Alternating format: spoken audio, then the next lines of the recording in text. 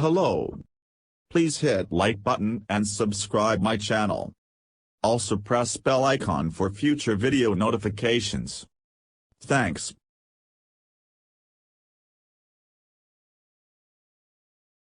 Zachariah Reagh, an assistant professor of psychological and brain sciences in art sciences at Washington University in St. Louis, and co-author Charan Ranganath of the University of California, Davis, used functional MRI scanners to monitor the brains of subjects watching short videos of scenes.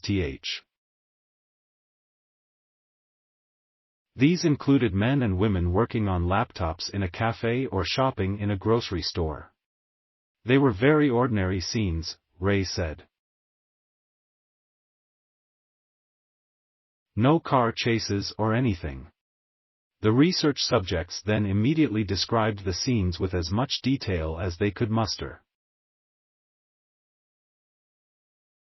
The mundane snippets led to intriguing findings, including that different parts of the brain work together to understand and remember a situation.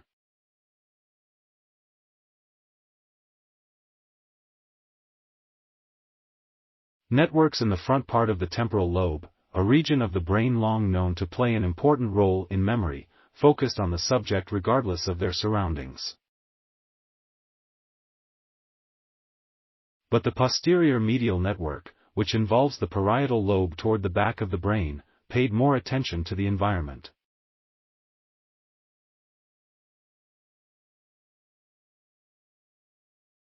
Those networks then sent information to the hippocampus, Reagh explained, which combined the signals to create a cohesive scene.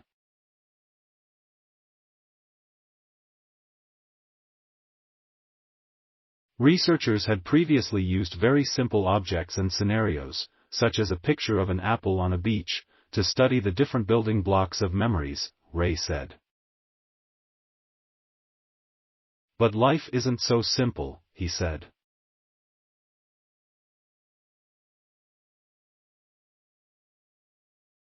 I wondered if anyone had done these types of studies with dynamic real-world situations and, shockingly, the answer was no.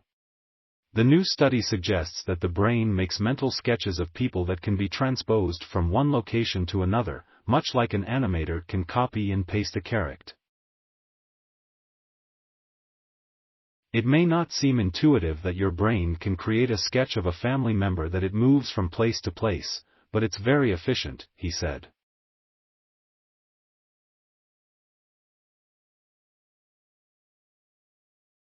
Some subjects could recall the scenes in the cafe and grocery store more completely and accurately than others.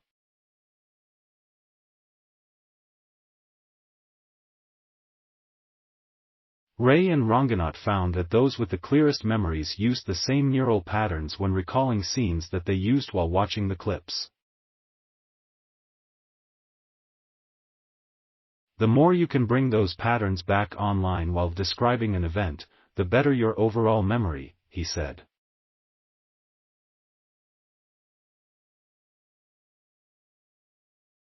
At this time, Reagh said, it's unclear why some people seem more adept than others at reproducing the thought patterns needed to access memory.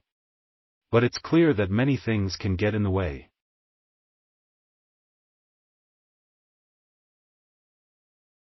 A lot can go wrong when you try to retrieve a memory, he said. Even memories that seem crisp and vivid may not actually reflect reality. I tell my students that your memory is not a video camera. It doesn't give you a perfect representation of what happened. Your brain is telling you a story, he said.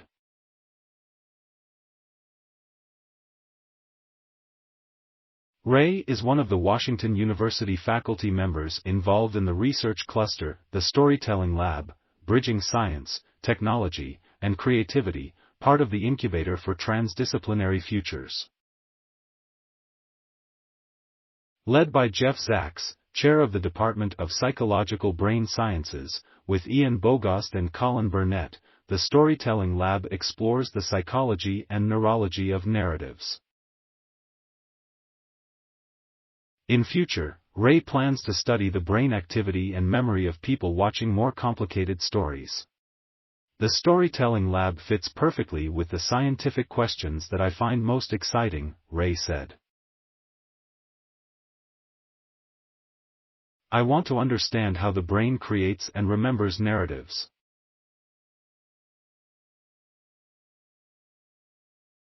Thanks for watching. Please subscribe my channel for more videos.